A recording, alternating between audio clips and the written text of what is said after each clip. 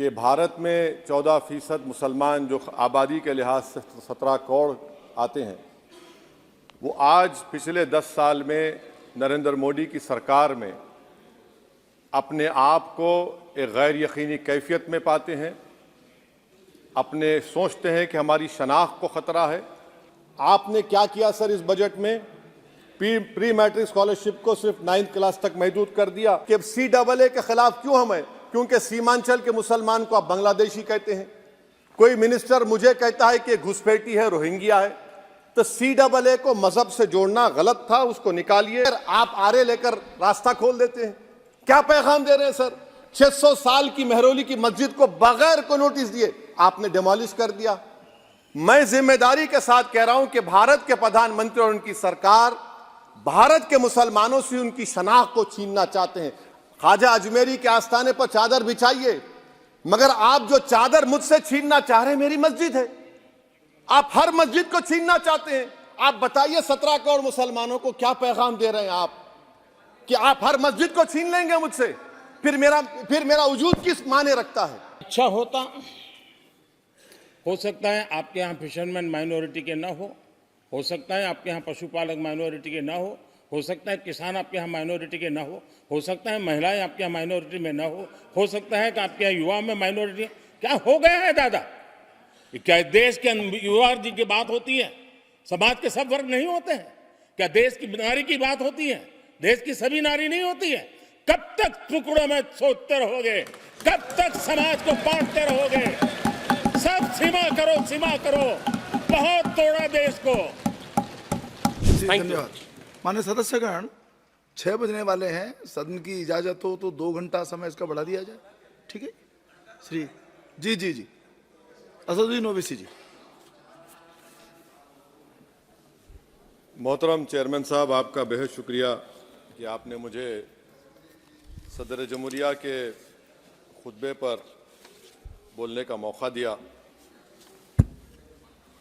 Sir, मैं हस्ब आदत और हस्ब रिवायत उसकी मुखालिफत में खड़ा हूँ, और सदर जमहूरिया के खुतबे को अगर आप देखेंगे सर, तो उसमें पूरे खुतबे में लफ्ज़ मुसलमान तो छोड़िए, लफ्ज़ अक़लियत भी इस्तेमाल नहीं हुआ है। और मैं बड़ी ज़िम्मेदारी के साथ आपके सामने अर्ज़ कर रहा हूँ कि भारत में 14% मुसलमान जो आबादी के लिहाज से 17 करोड़ आते हैं, वो आज पिछले 10 साल में नरेंद्र मोदी की सरकार में अपने आप को एक गैर यकीनी कैफियत में पाते हैं, अपने सोचते हैं कि हमारी शनाख्त को ख़तरा है, हमारे वजूद को ख़तरा है। और मैं बड़ी ज़िम्मेदारी के साथ कह रहा हूँ कि जज्बात में लाए बगैर कह रहा हूँ कि आज 17 करोड़ मुसलमान अपने आप को ऐसा समझते हैं कि जिस ज़माने में हिटलर के ज़माने में यहूदी अपने आप को समझते थे। और उसकी मैं बताता हूँ क्यों समझते हैं, बताता हूँ आपको चंद मिनट में। सर, मिसाल के तौर पर आप देखिए खुतबे सदारत के हिस्से तहरीर का 32वां पैराग्राफ, 32 पैराग्राफ में ड्रॉप आउट रेट का जिक्र हुआ, स्कूलों में इंदराज यानी एनरोलमेंट का जिक्र हुआ, SCs का नाम लिया गया, STs का नाम लिया गया, OBCs का नाम लिया गया, लफ्ज़ अक़लियत का नाम नहीं लिया गया, मुसलमान तो छोड़िए। और सबसे ज़्यादा ड्रॉप आउट इस मुल्क में अगर स्कूलों में है तो मुसलमानों में है।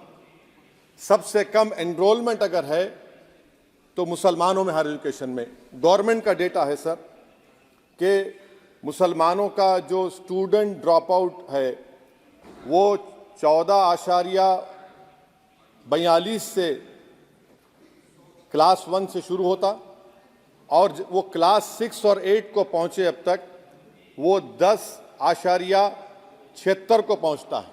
ये गवर्नमेंट का डेटा है, यानी क्लास 1 से क्लास 6 8 तक ये हाल है। आपने क्या किया सर इस बजट में? प्री मैट्रिक स्कॉलरशिप को सिर्फ 9th क्लास तक महदूद कर दिया, और इसमें आपने पैसे कम कर दिए प्री मैट्रिक स्कॉलरशिप में। और सर 2022-23 का बजट आप देखिए, 5026 करोड़ रुपए दिए गए थे, जिसमें से सिर्फ 663 करोड़ इस्तेमाल हुए। अब आप आ जाइए सर, AISHE का डेटा है कि हायर एजुकेशन में मुसलमानों का 8.5 ड्रॉप आउट रेट हुआ है, 2020-21 में गवर्नमेंट का डेटा बता रहा है कि 1,80,000 मुसलमान हायर एजुकेशन में नहीं है। प्री मैट्रिक स्कॉलरशिप को आपने 423 करोड़ था, उसको आपने इस साल 326 कर दिया। मौन आज़ाद फेलोशिप को 45 करोड़ कर दिया। MCM जो 44 करोड़ था 33 करोड़ कर दिया। बताइए, जो सबसे ज़्यादा जिसका कम्युनिटी का ड्रॉप आउट रेट है और जो हायर एजुकेशन नहीं, उससे आप ये बर्ताव करते हैं। सर, दूसरी बात यह है कि हम ये देख रहे हैं कि 10 साल में इस सरकार में कोई हद नहीं छोड़ी है गलत हुक्मरानी की, नफरतों को भड़काने की, कोई हद नहीं छोड़ी गलत फहमियों को फैलाने की, और कोई हद नहीं छोड़ी इस मुल्क के अवाम नास को तर्क करने की। इस 10 साल में हमने क्या देखा सर? जमहूरियत, हमारे वतन अजीज की को बचाना बहुत जरूरी है। ये गरीबों के लिए और कमजोरों की एक बहुत बड़ी ताकत है।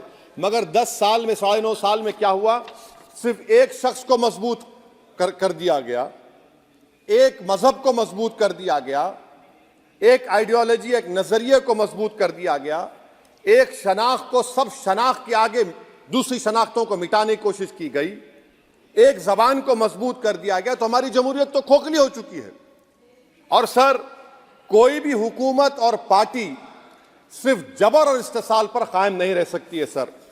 दूसरा पॉइंट सर जो मैं आपके सामने अर्ज करना चाह रहा हूं, CAA के कानून के ताल्लुक से मरकजी एक वजीर ने अखबार में बयान दिया कि हम 8 दिन में करने वाले हैं। आप 8 दिन में करेंगे, 8 दिन में एहतजाज शुरू होगा मुल्क के कोने कोने में। आप CAA को मजहब से खत्म कर दीजिए, मजहब से जोड़ेंगे तो आपका इरादा बुरा है। आप भारत की अक़लियतों को, भारत के मुसलमानों को, दलितों को आप परेशान करने का आपका इरादा है। सर, दूसरी बात यह है कि CAA के खिलाफ क्यों हम हैं? क्योंकि सीमांचल के मुसलमान को आप बांग्लादेशी कहते हैं। कोई मिनिस्टर मुझे कहता है कि घुसपैठी है, रोहिंग्या है। तो CAA को मजहब से जोड़ना गलत था, उसको निकालिए। मगर हमारे देश के प्रधानमंत्री सर, वतन अजीज के वजीर आजम, मैं बड़ी जिम्मेदारी के साथ कह रहा हूं कि मैं अपने बचपने में जब हिस्ट्री पढ़ता था तो मैंने एक स्टैचू की फोटो देखी थी, प्रीस्ट किंग ऑफ मोहनजोदारो। ऐसा लगता है कि वैसा ही लग रहा है कि प्रधानमंत्री नहीं है बल्कि पुजारी सम्राट बन चुके हैं वो। और मैं क्यों कह रहा हूं कि हमारे सदर जमहूरिया ने कहा था कि 22 जनवरी एक तारीखी दिन है, बिल्कुल तारीखी दिन है। 22 जनवरी की बुनियाद 6 दिसंबर 92 को रखी गई। 22 जनवरी की बुनियाद 86 में ताले खोलकर रखी गई। 22 जनवरी की बुनियाद GB पंत ने रखी थी, इसीलिए तारीखी दिन है। और तारीखी दिन इसलिए भी है कि सर, इसी ऐवान में 16 दिसंबर 1992 को हमने एक रेजोल्यूशन पास किया था। आप बताइए कि आज इस मुल्क में चाहे कोई सेकुलर पार्टी का हो या जो भी हो, वाले सब सेकुलर है, बुरा मैं हूं, किसी में हिम्मत नहीं है कि 6 दिसंबर की बात की जाए। और वो तारीखी दिन इसलिए भी है सर, इंसाफ करने वालों में एक NCLT के चेयरमैन, एक गवर्नर और एक नामजद शुदा रुकने पार्लियामेंट बैठे हुए थे। अब आप बताइए मेरे पास बचा क्या है? बचा यह है कि आर्टिकल 32 बचा है, जिसको बाबा साहब अम्बेडकर ने दिया। आज मुल्क के 17 करोड़ मुसलमान भारत के वजीर आजम पर एतमाद भरोसा नहीं करते, बिल्कुल नहीं करते, बता रहा हूं, खुल के कह रहा हूं। अगर आप आर्टिकल 32 का ड्यू प्रोसेस ही खत्म कर देंगे तो फिर मेरे पास क्या बचेगा सर? क्या बचेगा? मैं तो यहां खड़े होकर वो सुप्रीम कोर्ट के मायानाज बेबाक वकील दुष्यंत दवे की तरह तो नहीं कह सकता। मुझे आज भी रूल ऑफ लॉ में भरोसा है, मुझे आज भी कानून पर, संविधान पर भरोसा है, मगर ड्यू प्रोसेस तो फॉलो होना चाहिए। ड्यू प्रोसेस फॉलो नहीं हो रहा। एक तारीखी दिन 22 जनवरी था, एक तारीखी दिन 31 जनवरी था। सर, रात के अंधेरे में अपील किए बगैर आप आरे लेकर रास्ता खोल देते हैं। क्या पैगाम दे रहे हैं सर? 600 साल की मेहरौली की मस्जिद को बगैर को नोटिस दिए आपने डिमोलिश कर दिया। मैं जिम्मेदारी के साथ कह रहा हूं कि भारत के प्रधानमंत्री और उनकी सरकार भारत के मुसलमानों से उनकी शनाख्त को छीनना चाहते हैं। ख्वाजा अजमेरी के आस्थाने पर चादर बिछाइए, मगर आप जो चादर मुझसे छीनना चाह रहे हैं, मेरी मस्जिद है, आप हर मस्जिद को छीनना चाहते हैं। आप बताइए 17 करोड़ मुसलमानों को क्या पैगाम दे रहे हैं आप कि आप हर मस्जिद को छीन लेंगे मुझसे? फिर मेरा वजूद किस माने रखता है? मेरा शनाख्त क्या माने रखता है? रूल ऑफ लॉ क्या माने? अच्छा, 1991 के प्लेसेस ऑफ वर्शिप एक्ट पर क्यों नहीं बोलते आप लोग? आप उस पर कायम है ही नहीं है। आप 500 साल की बात करते, मैं आपसे कहता हूं भाई 500 साल पे मत जाइए। बौद्ध पे जाइए, जैनिज्म पे जाइए, शैविज्म पे जाइए, कहां रुकेंगे? अरे इस देश को आजादी मिली 47 में, संविधान मिला हमको बाबा साहब अंबेडकर का बराबरी का। उससे पहले तो राजा रजवाड़े थे, जमहूरियत नहीं थी, लोकतंत्र नहीं था, मगर आप उसको उस बारे में लेके जाते हैं। अरे 500 साल आगे क्या होगा बताइए? आप किसी एक सिविलाइजेशन, सर अंग्रेजी में किसी ने कहा था, civilisation can not be rewritten by hatred, history can not be corrected by demolition. आप ये नहीं कर सकते। और मैं उम्मीद करता हूं कि जब मौर्ख तारीख लिखेगा, नरेंद्र मोदी इस मुल्क में तारीख लिखना चाहते हैं। क्या तारीख लिखना चाहते हैं? कि मैंने इस देश को, गांधी अंबेडकर के देश को मैंने हिंदू राष्ट्र बना दिया। मैं उम्मीद करता हूं कि हमारे भारत के हमारे हिंदू भाई देश के प्रधानमंत्री की सोच को नाकाम करेंगे। उन पर है, अब देखते हैं क्या होता है। सर नेबरहुड फर्स्ट की पॉलिसी है। नेबरहुड फर्स्ट क्या हो रहा है सर? हम सोशल मीडिया के जरिए फॉरेन पॉलिसी चला रहे हैं। मालदीव छोटा मुल्क, वो हमको आंख दिखा रहा है, चीन की गोद में बैठ गया। हमारे लद्दाख में हमारे जो लोग जानवर को लेकर घास चराए जाते, वहां पर चीन की आर्मी आके रोक रही। बताइए, बांग्लादेश चीन की गोद में बैठा हुआ है। आप गैलेंट्री अवार्ड दे रहे हैं, क्यों दे रहे हैं? कि चीन बैठा हुआ है। तो आपका बफर जोन गया कहां भाई साहब? आपका बफर जोन तो कहां गया नहीं मालूम, गायब हो गया बफर जोन। और दूसरी बात सर, आप ये भी देख लीजिए कि यहां पर मैं आपको इंपॉर्टेंट पॉइंट ये बताना चाह रहा हूं सर। ये हम बोलते हैं India middle east economic corridor, कितना पैसा है बताइए? वो नहीं बताया जाता। अच्छा सर, सबसे तकलीफ दे बात मेरे लिए है कि भारत ने यूनेस्को का इलेक्शन पाकिस्तान से हार गया। हम पाकिस्तान से हार गए, ये आपकी फॉरेन पॉलिसी है। यूनेस्को के इलेक्शन हम पाकिस्तान से हार गए। अच्छा, मामला इजराइल का, फलस्तीन का, गाजा का आया। अक्टूबर में 10,000 लोग मर गए, हमने यूएन में सीज फायर की तायीद नहीं की। दिसंबर आया, 20,000 मर गए, तो हमने तायीद कर दी। क्यों तायीद की? क्योंकि ग्लोबल साउथ को हमको फॉलो करना पड़ रहा। भारत ग्लोबल साउथ को फॉलो कर रहा है। मेरे लिए तकलीफ दे बात है। यह आपकी नाकामी का बहुत बड़ा सबूत है। इसीलिए हम बता रहे हैं कि यह सरकार की बहुत से नाकाम। सर अलीगढ़ मुस्लिम यूनिवर्सिटी, आखिरी पॉइंट, अलीगढ़ मुस्लिम यूनिवर्सिटी, सर आप उत्तर प्रदेश से आते हैं। सर 81 में एक्ट पास हुआ। हमारा लॉ ऑफिसर कोर्ट में कहता है कि मैं पार्लियामेंट के एक्ट को नहीं मानता। कैसे नहीं मानते सर? क्या नरेंद्र मोदी ने पार्लियामेंट को नॉमिनेट किया या पार्लियामेंट ने नरेंद्र मोदी को प्रधानमंत्री बनाया? बताइए। 81 के एक्ट को नहीं मानते। सर 2 ही तो सेंट्रल यूनिवर्सिटी है मुसलमानों के। 1,80,000 आप ही के सरकार के दौर में मुसलमान हायर एजुकेशन निकल गए। आप अलीगढ़ मुस्लिम से छीनना चाह रहे हैं। Theory of separation of powers में एग्जीक्यूटिव हमको डिक्टेट करेगा। मेरी आवाज तो पार्लियामेंट है, अब मेरी आवाज के खिलाफ एग्जीक्यूटिव सुप्रीम कोर्ट में बोलता है। अलीगढ़ मुस्लिम यूनिवर्सिटी से इतनी नफरत क्यों है आपको? वहां पर तो हिंदू भाई भी पढ़ते हैं। सर ये अलीगढ़ मुस्लिम यूनिवर्सिटी का मामला है सर। तो मैं आपसे इस बात पर, इस शेर पर अपनी बात को खत्म कर रहा हूं सर। आप भी उर्दू दां हैं जी। मसीहाओं को जब भी आवाज दी है, अहमद फराज का शेर है जी जी। मसीहाओं को जब भी आवाज दी है, पलट कर आगे हर बार कातिल। मसीहाओं को जब भी आवाज दी है, पलट कर आगे हर बार कातिल।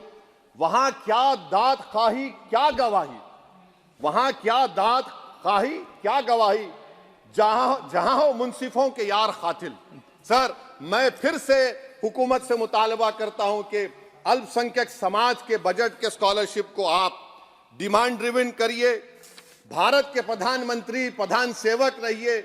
आप कोई प्रीस किंग मत बन जाइए। आप जीतेंगे, कौन जीतेंगे देश तय करेगा। मगर याद रखिए 17 करोड़ मुसलमान आज गम और गुस्से में हैं और इस बात को महसूस कर रहे हैं, इस बात को महसूस कर रहे हैं कि प्रधानमंत्री को हम नोट नहीं दिए मगर हमारा प्रधानमंत्री है। आखिर ये प्रधानमंत्री 17 करोड़ मुसलमानों की उनकी शनाख्त को कैसे मिटा रहे हैं, कैसे उनको आप मार्जिनलाइज कर रहे हैं। इसीलिए सर मैं उम्मीद करता हूं कि हमारे सेकुलरिज्म जो है वो, मैं पॉलिटिकल सेकुलरिज्म कभी नहीं माना। जो सेकुलरिज्म संविधान में लिखा गया उसकी हिफाजत करेंगे। मुल्क अहम है, वरना याद रखिए आप चुनाव जीते हैं हारे, मगर अगर आप 17 करोड़ एक जनता को आप गैर यकीनी कैफियत पैदा कर देंगे, ये देश के हित में नहीं होगा। बल्कि हम तो उम्मीद कर रहे हैं कि ड्यू प्रोसेस अदालत फॉलो करेगी। अदालत अगर एक तरफा फैसले करेगी तो गलत होगा। सर बहुत बहुत शुक्रिया। श्री रामचरण वोरा जी।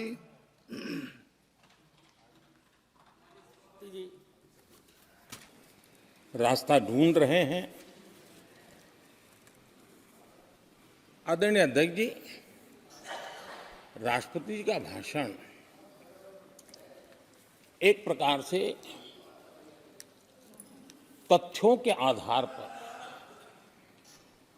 हकीकतों के आधार पर एक बहुत बड़ा दस्तावेज है जो देश के सामने राष्ट्रपति जी ने प्रस्तुत किया। और इस पूरे दस्तावेज को आप देखेंगे तो उन हकीकतों को समेटने का प्रयास किया है जिससे देश किस स्पीड से प्रगति कर रहा है, किस स्केल के साथ गतिविधियों का विस्तार हो रहा है, उसका लेखा जोखा आदरणीय राष्ट्रपति जी ने प्रस्तुत किया है। आदरणीय राष्ट्रपति जी ने भारत के उज्जवल भविष्य को ध्यान में रखते हुए 4 मजबूत स्तंभों पर हम सबका ध्यान केंद्रित किया है और उनका सही आकलन है कि देश के 4 स्तंभ जितने ज्यादा मजबूत होंगे, जितने ज्यादा विकसित होंगे, जितने ज्यादा समृद्ध होंगे, हमारा देश उतना ही समृद्ध होगा, उतना ही तेजी से समृद्ध होगा। और उन्होंने इन 4 स्तंभों का उल्लेख करते हुए देश की नारी शक्ति, देश की युवा शक्ति, देश के हमारे गरीब भाई बहन और देश के हमारे किसान, हमारे मछुआरे, हमारे पशुपालक, उनकी चर्चा की है। इनके सशक्तिकरण के माध्यम से राष्ट्र के विकसित भारत के लक्ष्य को प्राप्त करने की जो राह है, उसका स्पष्ट दिशा निर्देश आदरणीय राष्ट्रपति जी ने कहा है। अच्छा होता, हो सकता है आपके यहाँ फिशरमैन माइनॉरिटी के ना हो सकता है आपके यहाँ पशुपालक माइनॉरिटी के ना हो सकता है किसान आपके यहाँ माइनॉरिटी के ना हो सकता है महिलाएं आपके यहाँ माइनॉरिटी में ना हो सकता है कि आपके यहाँ युवा में माइनॉरिटी। क्या हो गया है दादा? क्या देश के युवा जी की बात होती है? समाज के सब वर्ग नहीं होते हैं? क्या देश की नारी की बात होती है? देश की सभी नारी नहीं होती है? कब तक टुकड़ों में सोचते रहोगे? कब तक समाज को बांटते रहोगे? सब सीमा करो, सीमा करो। बहुत तोड़ा देश को।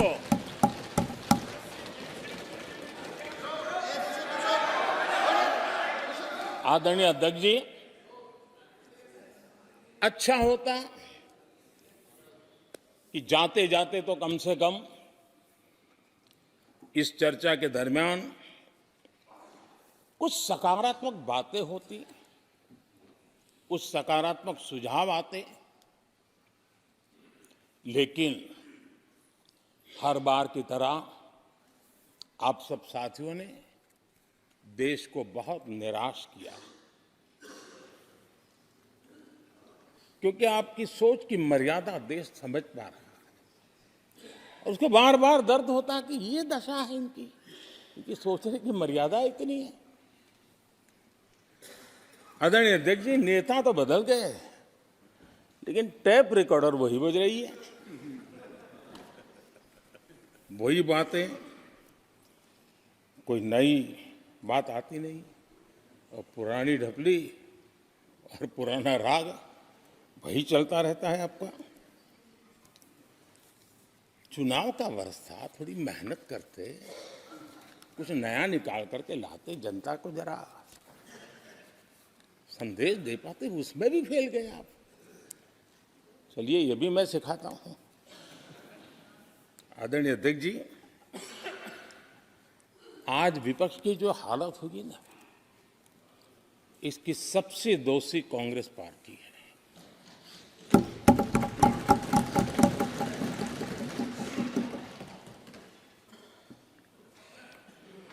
कांग्रेस को एक अच्छा विपक्ष बनने का बहुत बड़ा अवसर मिला और 10 साल कम नहीं होते, लेकिन 10 साल में उस दायित्व को निभाने में भी वे पूरी तरह विफल गए। और जब खुद विफल हो गए तो विपक्ष में और भी होनहार लोग हैं, उनको भी उभरने नहीं दिया, क्योंकि फिर मामला और गड़बड़ हो जाए। इसलिए हर बार यही करते रहे कि और भी विपक्षी जो तेजस्वी लोग हैं उनको दबा दिया जाए। हाउस में कई यंग हमारे माननीय सांसदगण हैं, उत्साह भी उमंग भी है, लेकिन अगर वो बोलें, उनकी छवि उभर जाए तो शायद किसी की छवि बहुत दब जाए। उस चिंता में इस यंग जनरेशन को मौका न मिले, हाउस को ही चलने नहीं दिए गए। यानी एक प्रकार से इतना बड़ा नुकसान कर दिया है, खुद का भी, विपक्ष का भी, संसद का भी और देश का भी। और इसलिए और मैं हमेशा चाहता हूं कि देश को एक स्वस्थ अच्छे विपक्ष की बहुत जरूरत है।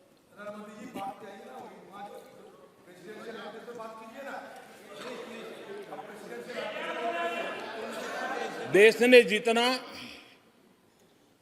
परिवारवाद का खामियाजा उठाया है और उसका खामियाजा खुद कांग्रेस ने भी उठाया है।